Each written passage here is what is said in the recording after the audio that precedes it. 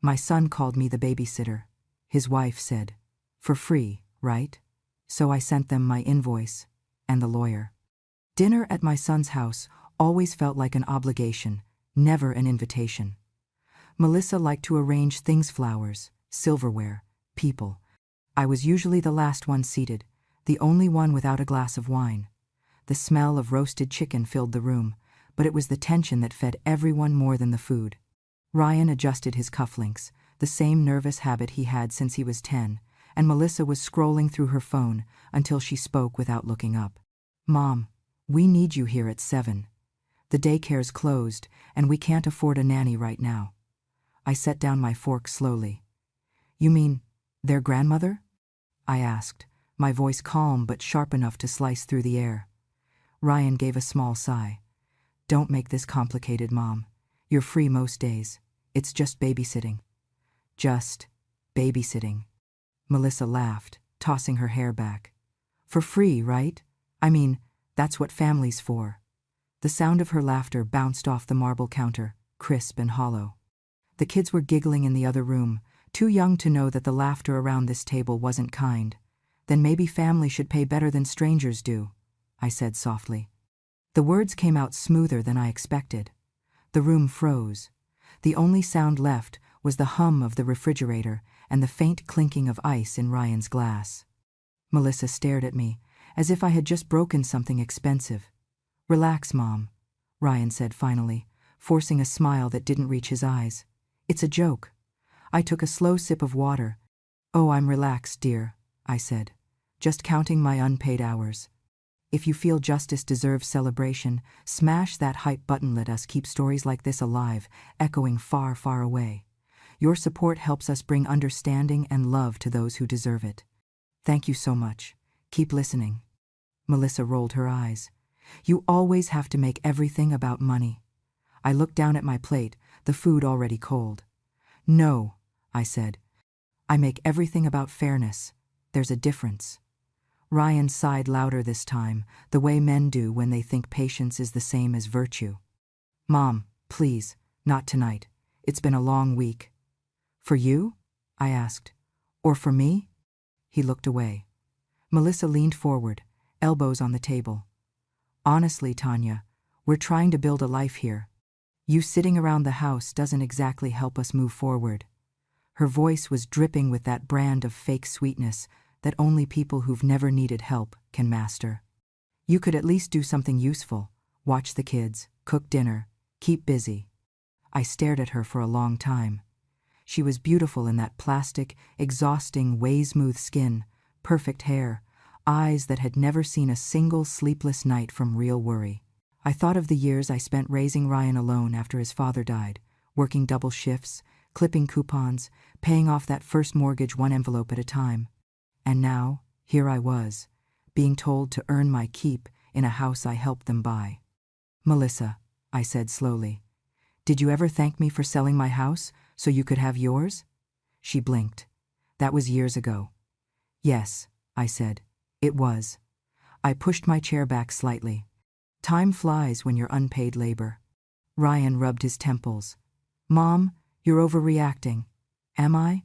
I asked. "You need someone to raise your children, clean your kitchen, and you call it help. But when I ask for respect, suddenly I'm dramatic." Melissa smirked. "We just thought you'd want to feel useful." "I already am useful," I said. "I'm just not appreciated." She stood up abruptly. "God, you're impossible." She grabbed her plate, clattering it into the sink. The kids peeked in from the living room, wide-eyed. Ryan motioned for them to go back, embarrassed.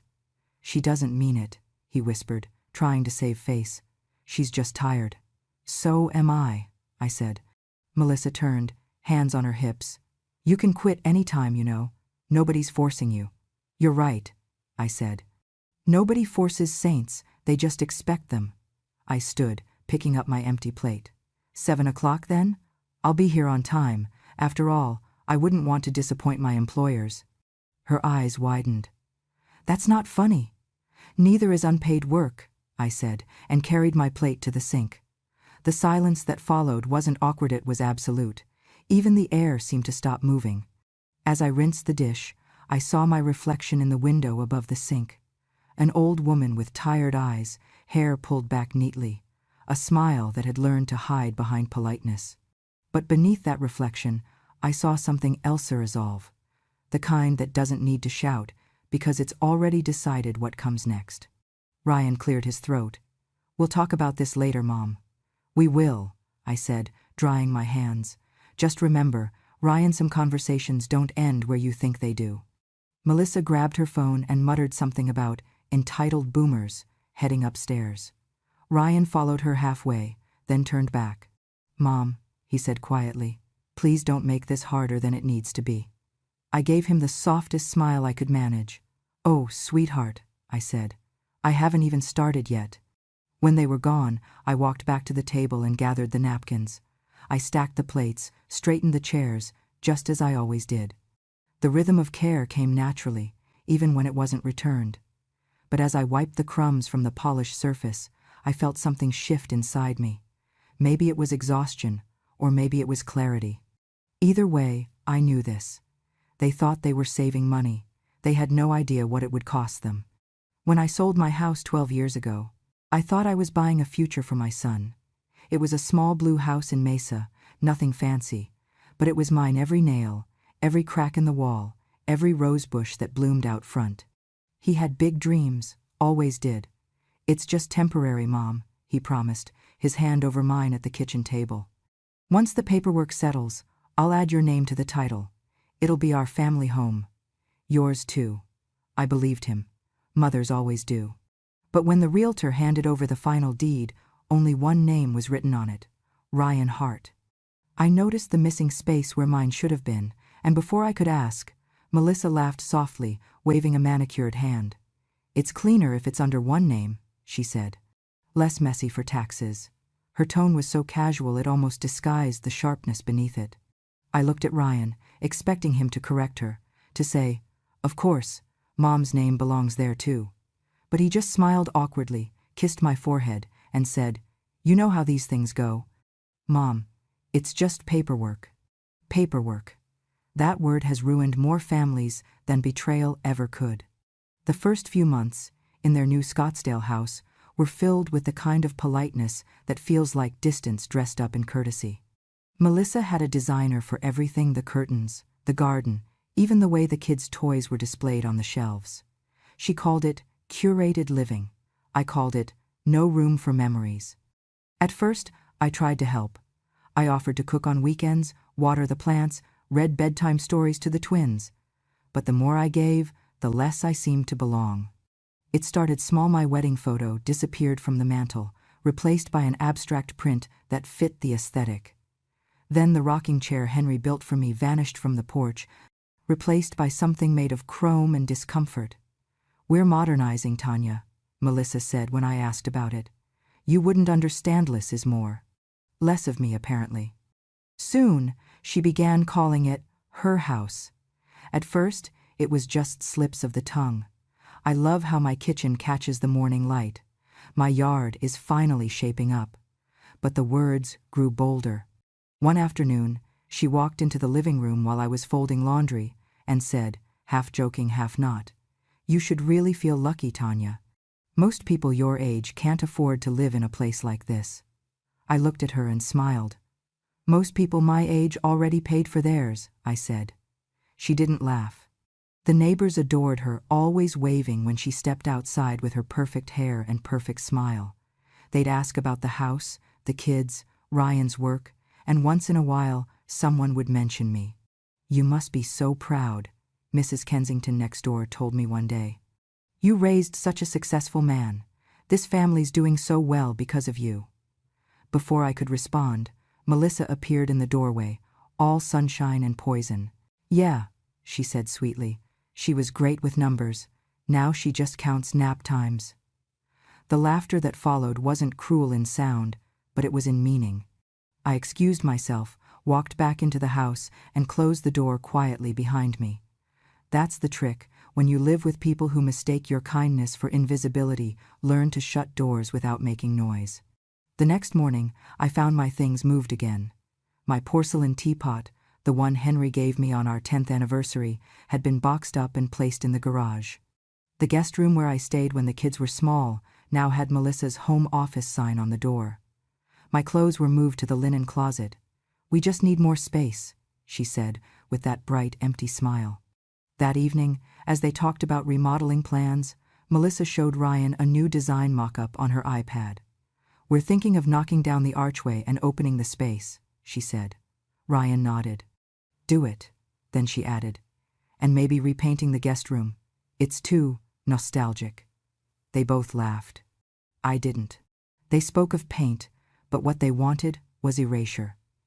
That night, I walked barefoot through the yard I'd paid for, their laughter spilling from my house. The stars mocked our small cruelties. Once, Ryan brought me flowers. Now he brought silence. Good people don't vanish, they just grow quieter. I whispered into the dark. "You'd laugh at this, Henry. They built a house out of my money, and now they pretend I'm the guest." The wind picked up, scattering a few dry leaves across the lawn. I closed my eyes and made myself a promise. If they wanted to treat me like an outsider, I'd start acting like one. Outsiders don't beg for respect. They send invoices. Unpaid work became expectation. A few hours of helping turned into days owned by others. I cooked, cleaned, raised children without pay or thanks. They loved me honestly. Their parents didn't. Each reflection showed less mother, more servant. Somewhere between breakfast and bedtime, I vanished into duty's quiet shadow. One afternoon, I was folding laundry when the new housekeeper, Anna, leaned closer and whispered, "Mrs. Hart, can I ask something?" Her accent was soft, cautious. "On their tax papers, they listed you as their live-in nanny, said you're non-salaried help. That's how they got the household deduction." I froze, the towel still in my hands. "I'm sorry. What?" She hesitated, looking around. I wasn't supposed to see, but Melissa left the folder open on the counter. I didn't answer. I just kept folding, but slower now, my heart beat suddenly too loud in the quiet room. That night, I waited until the kids were asleep and walked into the living room, where Ryan and Melissa were watching TV, both glued to their phones. "I have a question," I said, standing by the sofa. Ryan looked up, startled. "Mom? What's wrong?" "I just heard," I began carefully, "that you listed me as your nanny for tax purposes." Melissa's head snapped up. "Oh my God, Anna needs to learn to mind her business," she said with a laugh that wasn't really a laugh. "So it's true?" I asked. Ryan rubbed his neck. "Mom, it's just paperwork, nothing serious." "Nothing serious?" I repeated. "You used my name to get a tax deduction." "Relax," Melissa said, waving a manicured hand. "It's just a formality. You don't even pay rent, Tanya." I could have called the police right then. But some truths don't need sirens, they need witnesses. The way she said my name like I was a child, like I was the burden, made something in me snap quiet and clean. I smiled. Not the kind of smile that forgives, but the kind that remembers. "You're right," I said, my voice calm and low. "I don't pay rent." I paused, letting the silence stretch until even Ryan shifted in his seat. "I paid the mortgage." Melissa scoffed, pretending not to flinch. "You always bring that up. It's exhausting." "Is it?" I asked, "because the IRS might find it interesting too." Ryan frowned, finally noticing the edge in my tone. "Mom, please, don't make this bigger than it is." "Oh, it's already big," I said. "You took my name, my labor, my dignity, and you turned it into a deduction." Melissa crossed her legs and picked up her phone, pretending to scroll. "You're being dramatic. It's just a technicality." "Funny thing about technicalities," I said. "They're the only thing courts care about." For a moment, no one spoke. Even the television seemed to quiet itself, as if waiting for the air to clear. Ryan sighed. "Look, Mom, we didn't mean to upset you. It's just, you're here, and it made sense financially." "For you," I said, "not for me." He stood, his voice softening the way guilty people's voices do when they still want to win. "You've always said family helps each other." "I did," I agreed. "But help isn't the same as being written off." Melissa finally looked up, eyes cold and gleaming. You're lucky, you know, she said. Most people your age end up in some retirement home. We're keeping you in ours for free. That was it. The last nail in the coffin of patience. I set the folded towel on the armrest, perfectly neat, and said, "Then, I suppose I should thank my employers." Her smirk faltered. "Excuse me?" "I'll prepare an invoice," I said, "for services rendered." Ryan stared, caught between disbelief and the realization that his mother was no longer joking. "Mom, this isn't funny." "No," I said, smiling faintly. "It's business." I turned and left before they could answer, walking back to my room, the guest suite, as Melissa called it now. The door clicked shut behind me, and for the first time in years, I locked it. I sat at the desk by the window, opened my old laptop, and started a spreadsheet. Hours passed quietly. The moon shifted above the desert sky, silver against the stillness. I listed every hour I had worked since the day Melissa said, "You should watch the kids." Every meal cooked, every mess cleaned, every errand run. 1,344 hours. At $24 an hour, the going rate for nannies in Scottsdale, it came to $32,256. I added another $224 for gas and groceries. Total, $32,480. I saved the file, the cursor blinking like a heartbeat. In the hallway, I could hear their muffled voices, angry, worried, small. It didn't matter. For years, I had been their silent support. Now, I was their quiet reckoning. As I closed the laptop, I whispered to the empty room. They turned me into an employee. They just forgot to pay me. Morning light sliced through the blinds, too bright to ignore. I sat with black coffee, staring at the blank invoice template glowing on my laptop. My fingers hovered, trembling not from fear but clarity. Then I exhaled, whispered, "Enough," and began typing what silence had owed me all along. Date, June 14. Service, childcare, meal preparation, cleaning, tutoring, transportation. Duration, 10 months. Total hours, 1,344. Hourly rate, $24. Subtotal, $32,256. Additional expenses, food, gas, phone, $224. Total due, $32,480. At the bottom, I added one more line, just for me. Payment due within 14 business days.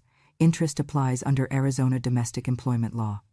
Then, with a small but deliberate click, I hit send.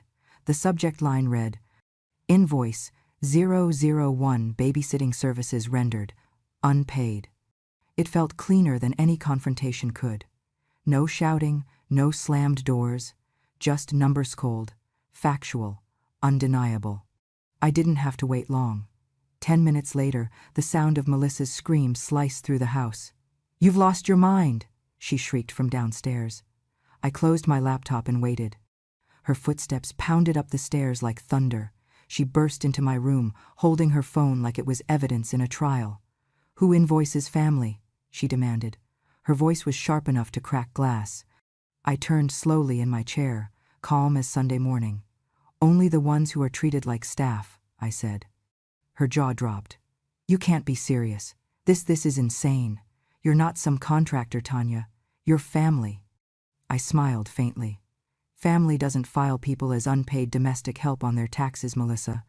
She froze, her eyes widening just enough to give her guilt away. "I don't know what you're talking about." "Oh, I think you do," I said quietly. "Anna told me." I didn't believe her at first. But then I looked into it, and it turns out the IRS is quite interested in misclassified household labor. Ryan appeared in the doorway then, half-dressed for work, his tie still undone. "What's going on?" he asked, already sounding exhausted. "She's blackmailing us," Melissa said, her voice trembling with outrage.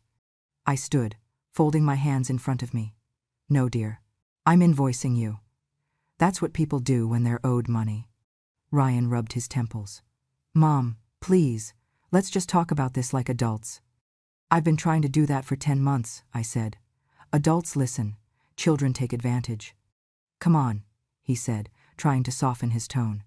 You live here for free. You eat our food, you use our utilities. Really?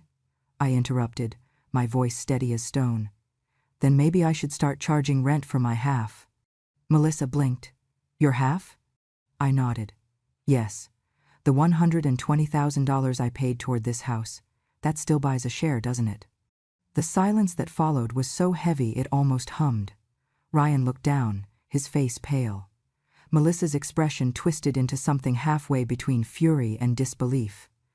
You can't prove that, she hissed. I have the transfer receipt, I said simply. Dated, signed, and saved. You see, I may be old, but I'm not careless.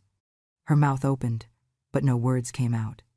Ryan took a step forward, his voice cracking. Mom, please, let's just calm down. This isn't necessary. We're family. You can't just… Can't I? I asked, meeting his eyes. You called me the babysitter, Ryan. She called me free labor. You turned me into something I never wasn't. Now you're surprised that I know my worth? Melissa scoffed. Oh, so this is about revenge. About control. No, I said, my voice softening, but only slightly. It's about record-keeping. You both seem to like paperwork, so I made some of my own. She threw her phone onto the bed, her face red. You'll regret this, Tanya. You really will. I don't regret charging for my time, I said. Time is the one thing we never get back, dear. You'd think someone so obsessed with value would understand that. Ryan sighed, running a hand through his hair. So what now? You expect us to write you a check? Not exactly, I said. I expect accountability, but if you'd prefer a check, that works too. I'm flexible. He stared at me for a long time, then muttered, This isn't who you are. I tilted my head slightly. Maybe it's exactly who I am. You just forgot. I turned and walked to the window, looking out over the yard where I'd spent countless afternoons pushing their children on the swing. The sun was lower now, the light turning gold against the desert dust. Melissa's reflection hovered in the glass behind me, tight-lipped, fuming, powerless. You can't just send legal threats, she snapped finally. It's ridiculous. Oh, I didn't send a threat, I said without turning. That'll be the next email. This one was just a bill. She laughed, but it came out brittle. You wouldn't. I smiled, catching her reflection in the window. Melissa, my dear, you underestimate what a woman with nothing left to lose and a good lawyer can do. She stormed out, slamming the door so hard the picture frames rattled. Ryan lingered a moment longer. Mom, he said quietly, you're really going through with this? I turned back to him, and for a moment I saw the little boy he used to be, one who brought me wildflowers and said I was the best mom in the world. But that boy was gone, replaced by a man who'd forgotten who paid for his roof. Yes, I said, I'm going through with it. When he left, I sat back at my desk, opened the laptop again, and scrolled through my sent folder. There it was, Invoice 001. Neat, professional, undeniable. The cursor blinked at the bottom of the screen, waiting for the next move. I smiled to myself, whispered, Interest applies after 14 days, and hit save. For once, the silence in that house didn't feel empty. It felt like waiting. Mr. Barrett's office hadn't changed in 30 years. The same heavy oak desk, the same smell of paper and tobacco, the same brass lamp that hummed faintly when it flickered on. He looked older now, smaller somehow, but his eyes were still sharp, the kind that didn't need glasses to see the truth. Mrs. Hart, he said, standing to greet me with that old-fashioned courtesy that had gone out of style. Or should I say, Mrs. Tanya Whitmore Hart, co-owner of 47 Shadow Ridge Lane. The way he said it made me pause. Cooner? He smiled, slow and knowing. Yes, ma'am. You never signed the final quitclaim deed. The transfer was initiated, but not completed. Technically, the property is still held jointly between you and your son. He flipped through the old file, tapping one yellowed page. Your name is still on the county record. They've been living in your house all this time. For a moment, I didn't speak. The satisfaction didn't come like fireworks, it came like sunrise, slow and steady, lighting every dark corner that had been waiting for it. So they've been telling people I live here for free, I said softly, when in fact, they're the tenants. Mr. Barrett chuckled, his thin lips curling upward. Well, technically, they're squatting with style. I laughed, the sound surprising both of us. He slid another folder across the desk. But there's more. Do you remember your late husband's company, Hart Finance? Of course, I said. Ryan took it over after Henry passed. Well, Barrett continued, Henry left you a small, non-voting share in the company, 3%, to be precise. Barely enough to notice, but just enough to make you a shareholder. And that means, he leaned back, the corner of his mouth twitching, you have the legal right to request a financial audit, any time you like. I blinked. You mean to tell me that after all this time, I still have a say in that company? He nodded. A legal one, yes. And considering the IRS already takes interest in misclassified household employment, I didn't need him to finish. I looked down at my old purse resting on my lap, the same one that had carried the invoice. Inside, I could almost feel the papers shifting, like they were alive, waiting for their next act. They wanted me quiet, I said, rising from the chair. Let's make sure silence gets loud. Barrett smiled. I'll prepare the filings. That afternoon, I sent 2 letters sewn to the IRS, one to the Arizona Business Board each, with proof of unpaid labor, falsified deductions, and my name on the deed. It wasn't vengeance, it was bookkeeping. 2 weeks later, silence bloomed. On the 14th day, everything changed. It began with a phone call, Ryan's voice, sharp, panicked, brittle. Mom, did you do something? The company's accounts are frozen. Frozen? I asked, stirring my tea. That sounds unpleasant. Don't play dumb, he snapped. The IRS is investigating us for false employment claims and undeclared income. They said something about domestic labor deductions. I said, taking a slow sip. Sounds serious. Maybe you should hire a lawyer. A real one this time. You think this is funny? His voice cracked, the edge between anger and fear. No, I said softly. I think it's fair. He hung up without saying goodbye. An hour later, Melissa's shriek echoed through the house. You ruined us! She screamed from the living room, waving her phone like a weapon. My sponsorship's gone. They're saying I exploited family labor for brand partnerships. They're calling me a fraud. I looked up from my crossword puzzle. Well, I said gently, you did. Her eyes burned with disbelief. You can't possibly understand what you've done. My reputation. Your reputation, I interrupted, was built on other people's work. I simply sent the receipts. Ryan stormed in behind her, his tie loose, his voice trembling. They're auditing the company, Mom. Barrett sent over documentation. You still own part of the business. How could you use that against us? I met his gaze, calm and steady. I didn't use it against you, Ryan. I used it for the truth. He shook his head, his voice breaking. We could lose everything. I set down my pen, folded my crossword neatly, and said, then maybe it's time you learn what it's like to earn something back. Melissa made a strangled sound, half fury, half panic. You're evil. You've been planning this. Oh no, dear, I said with a small smile. Planning takes effort. I just kept the papers. The house went quiet then, except for the sound of Melissa's frantic breathing. Somewhere in the distance, a phone dinged a notification from the news. I didn't need to look. I knew what it was.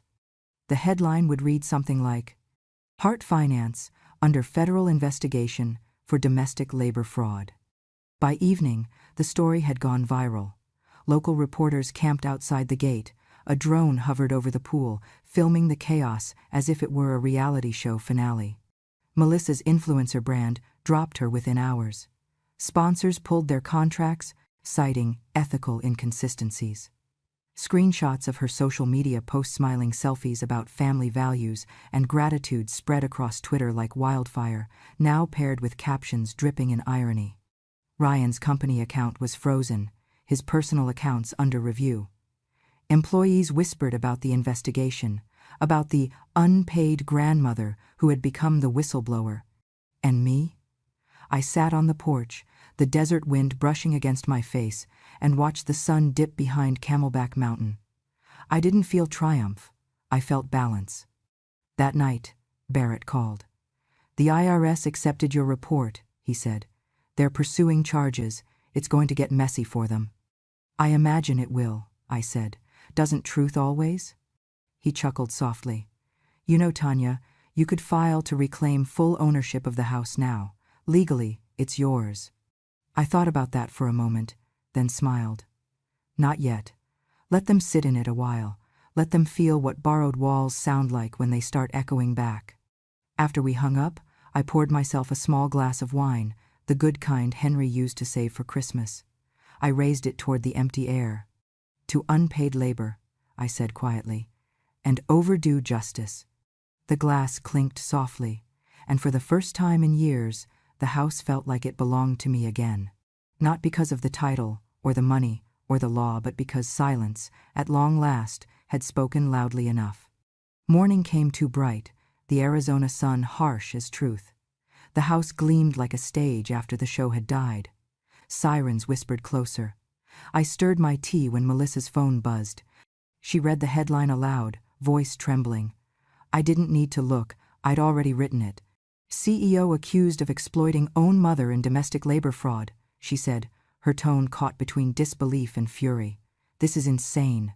This is defamation." Ryan came stumbling down the stairs, his shirt half-buttoned, tie hanging loose around his neck. "It's everywhere," he muttered. "Channel 8, Channel 12, Online Mom, what did you do?" I looked up at him, calm as the porcelain cup in my hand. "I sent some emails." "Emails?" Melissa's voice went shrill. "You sent the IRS emails, Tanya. You destroyed us." "Destroyed?" I repeated. "No, dear. I audited you." Before she could retort, a knock came at the door, 3 firm, professional knocks that made the room shrink. Ryan froze. Melissa went pale. I took one last sip of tea and set the cup down gently. "That'll be for you," I said. Through the frosted glass, we could see the silhouettes of 2 uniformed officers. Ryan opened the door with trembling hands. "Mr. and Mrs. Hart?" one of them asked. "We have a temporary asset seizure order issued under the Federal Employment Misrepresentation Act. All property, digital and physical, under the Hart Finance corporate umbrella will be frozen pending investigation." Melissa's voice cracked. "You can't do this. This is our house." I stood then, slow and steady, brushing invisible dust from my sleeve. "Correction, dear," I said, walking toward them. "It's my house. You were just renting my kindness." The officer's eyes flickered with surprise, perhaps recognizing the woman from the news articles, the grandmother whistleblower. Melissa's mouth opened, but nothing came out. Her face turned the color of dry clay. Ryan looked at me, his eyes glassy. "Mom, please," he whispered. "I didn't mean for any of this to happen." I met his gaze, and for a moment I saw the boy he used to Beth, one who used to run into my arms after scraped knees, who used to say, "I'll take care of you when I'm big, Mom." But life has a cruel way of turning promises into paperwork. "Intentions don't pay bills, Ryan," I said softly. "Paperwork does." He flinched, like the words themselves stung. "I was trying to help us," he said, his voice cracking. "The deductions, the business write-offs, it was supposed to be temporary."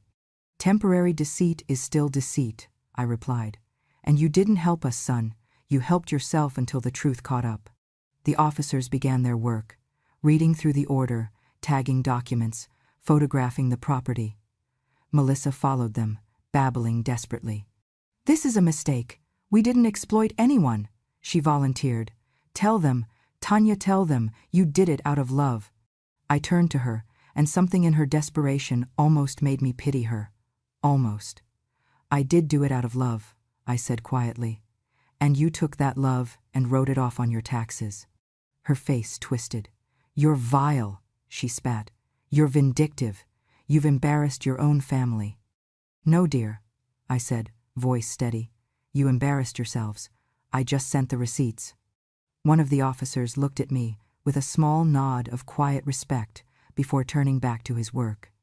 Ryan sat on the stairs, his head in his hands, as if the weight of his own choices had finally settled where excuses used to live. The reporters arrived not long after. I could see their cameras through the window-long lenses glinting in the sun, waiting for a quote, a reaction, a soundbite.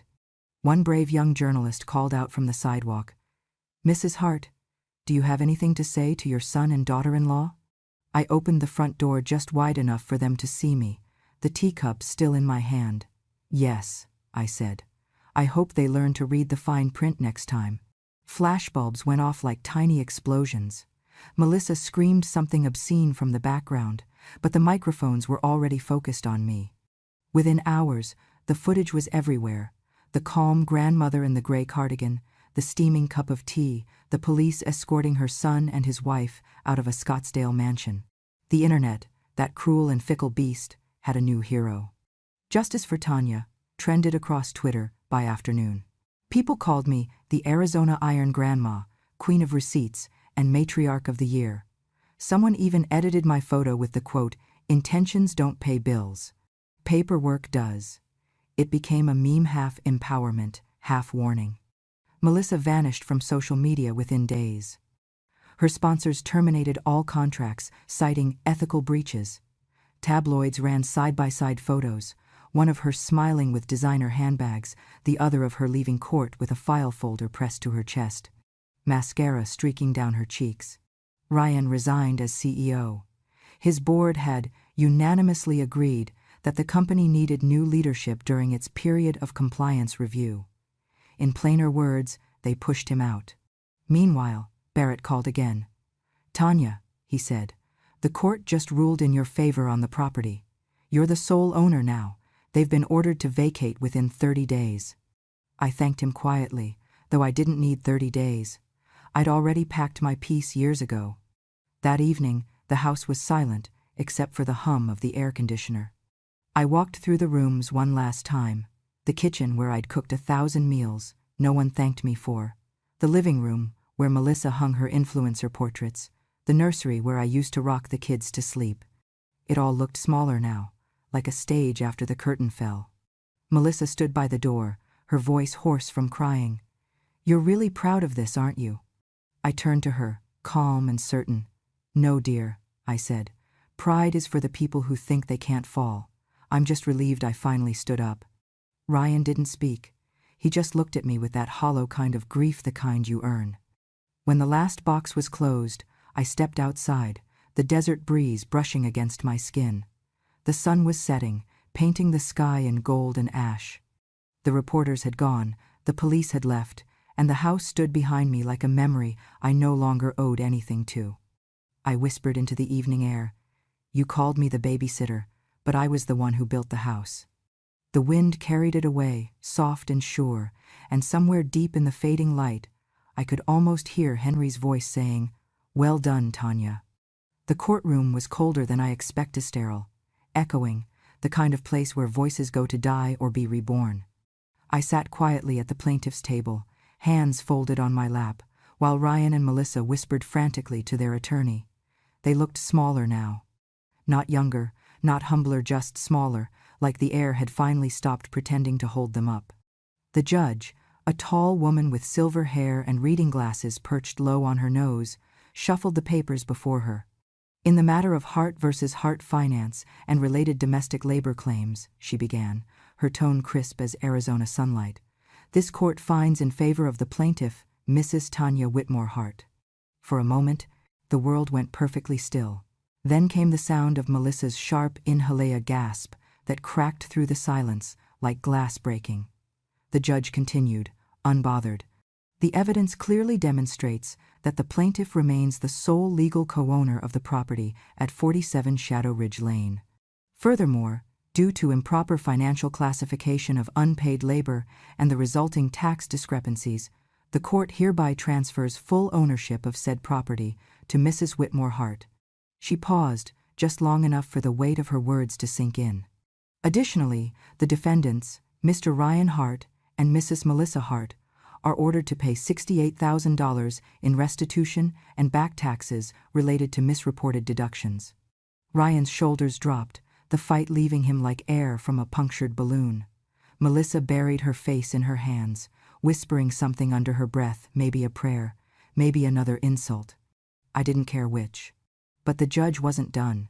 "Lastly," she said, "the court acknowledges Mrs. Whitmore Hart's 3% ownership stake in Hart Finance and restores her full voting rights as a shareholder, effective immediately.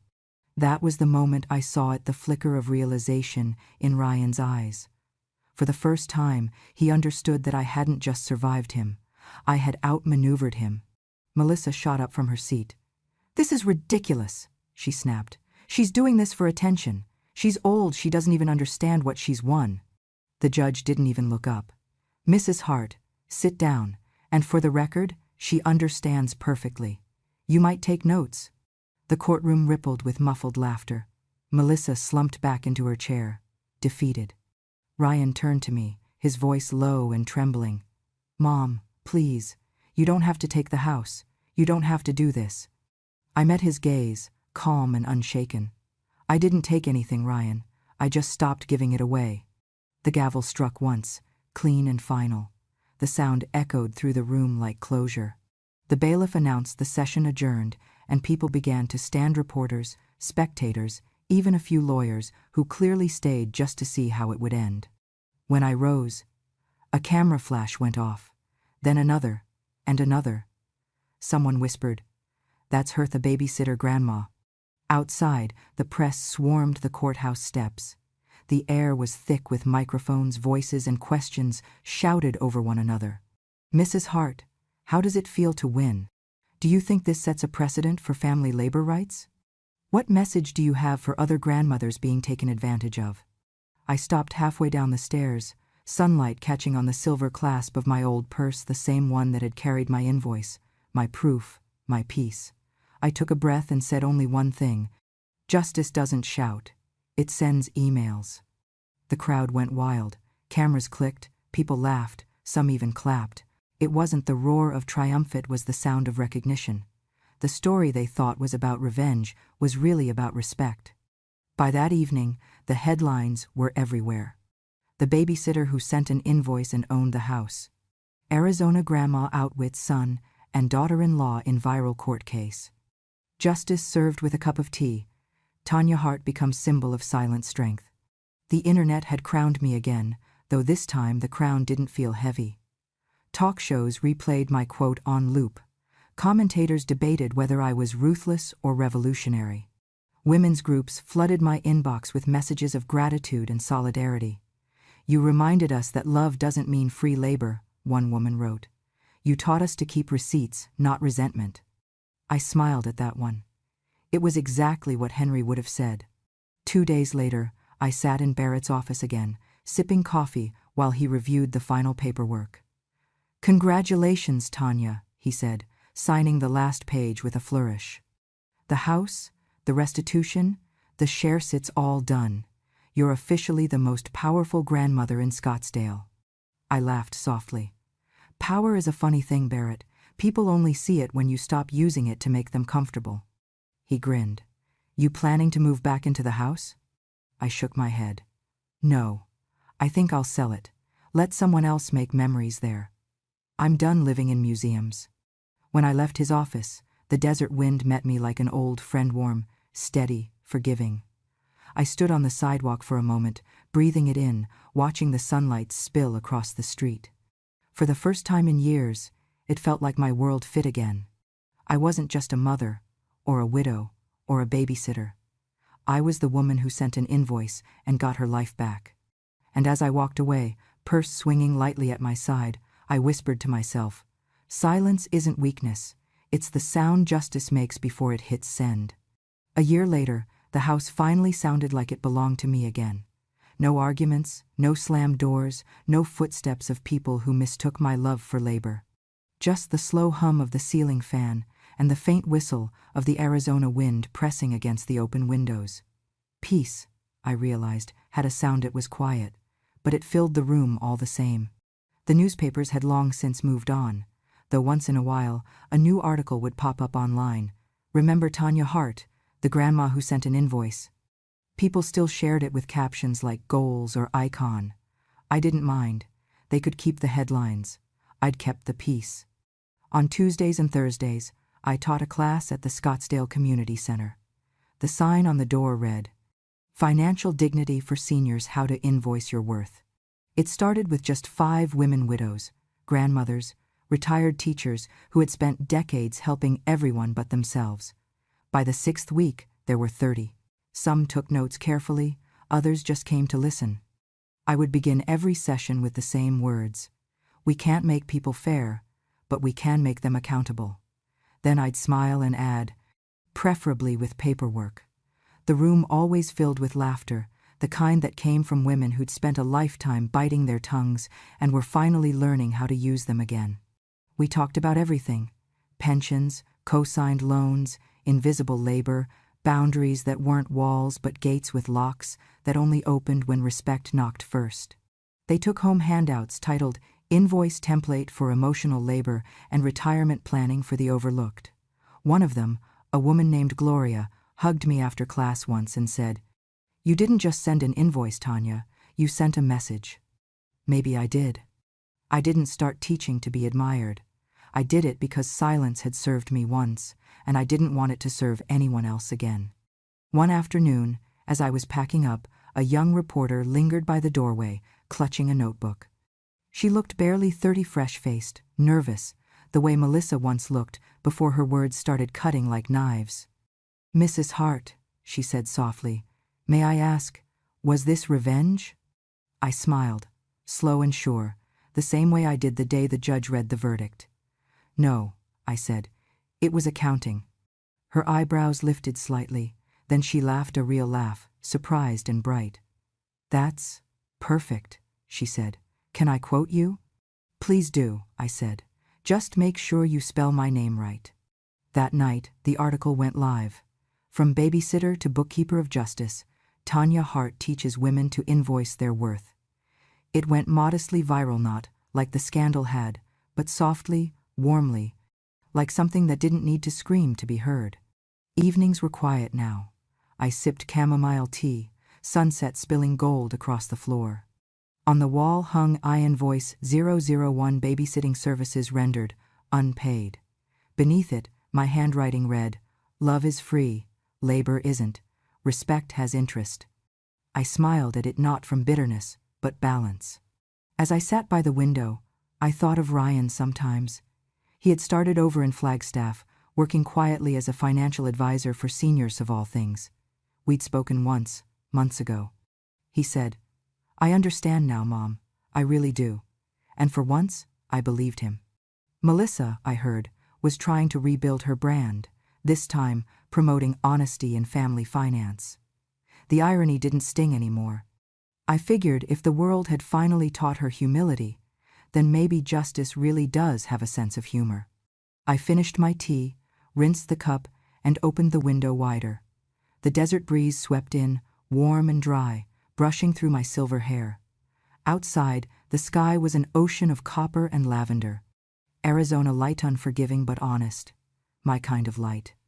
I stepped onto the porch, the wood creaking beneath my feet. The wind carried the faint sound of children playing somewhere down the street, the echo of laughter untouched by greed or guilt. I closed my eyes for a moment, letting it fill me. For the first time in a long time, I wasn't waiting to be needed. I was simply here, accounted for, valued, whole. Somewhere in the back of my mind, I heard my own voice, the one that used to whisper from a place of exhaustion and quiet defiance. Only now it sounded stronger, clearer, like a closing statement delivered with a smile. "They called me the babysitter," I murmured, the words soft but sure. I called my lawyer, and together we called it justice. The last light of the day caught the brass frame of the invoice, making it glow like a medal. The world outside went still, the horizon burning gold. I leaned on the porch rail, the Arizona sun warming my skin, and let out a breath that felt like peace with receipts, the only kind that truly lasts. And that was my story. One cup of tea, one invoice, and one very long overdue reminder that kindness is not free labor. If this story made you smile, if it made you whisper finally under your breath, then you already know what to do. Subscribe to Grandma True Stories, where every week we share the tales of women who've lived enough to know that justice doesn't always come with sirens. Sometimes it comes with receipts.